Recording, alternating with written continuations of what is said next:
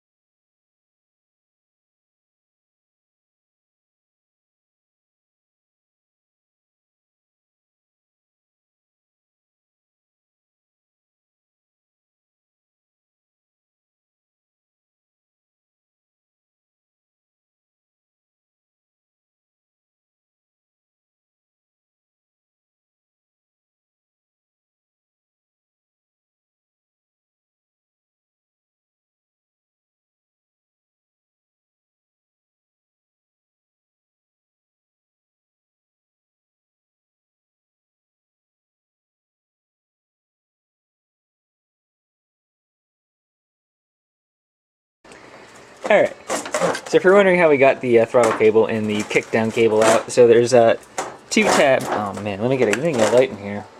Now I lost the light. Ah. Alright. So it has these two tabs on the side here. So when they're sitting in there, we found the kickdown cable sits in this position with the tabs facing up and down. Pliers work the best to do that, and then you just pull it out. Pop that guy out by sliding it forward and popping out. This is one of them. The throttle cable, you just pop that off. There's no sliding or anything for that. And pretty much the same thing with the tab guys. But we were able to use a screwdriver and just pry one side at a time. But you can also use pliers, squeeze them together and pull it out. But now that that's all out of the way, we're going to pull the hoses back, get all the valve cover bolts off. Those are all 10 mils. And we're going to get the valve cover off.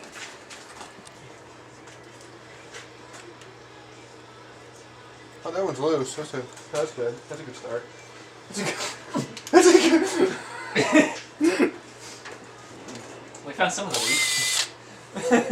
So where are we putting these? Up here? Let me get a rag you can put them on. Maybe they don't That's a good start.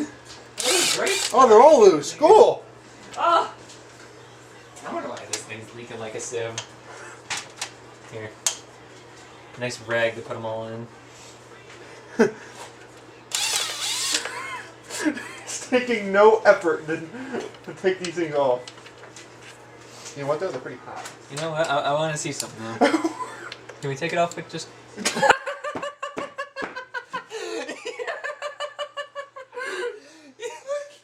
I'm gonna kill myself if we don't need all these fucking things. The gasket's probably still bad now, but good God. See how far we can go, Nick. Okay, so we do have a correction. This is an 11 mil socket, and all these are not tight. So we found probably the main culprit of why this gasket was leaking, but we're here anyway, let's replace it. Continue.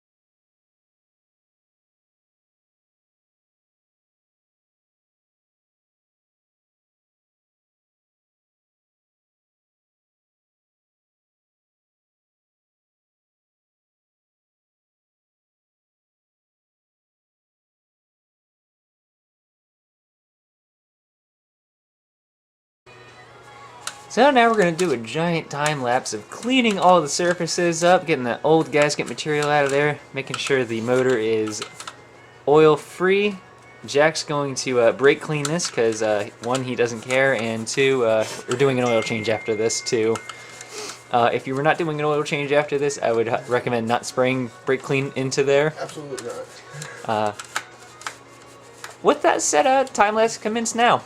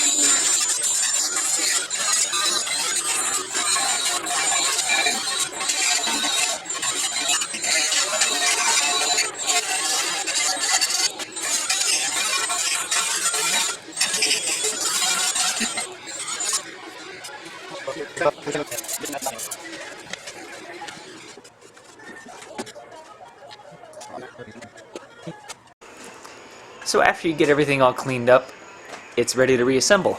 But this is also a great time to paint it while you have the chance to, because it's already out of the vehicle, and depending on your prep work, you can make it look great, you can make it look not. Jack doesn't care, do you? No. So we're just gonna quickly write a couple little great slogans on here, and we're gonna throw her back together.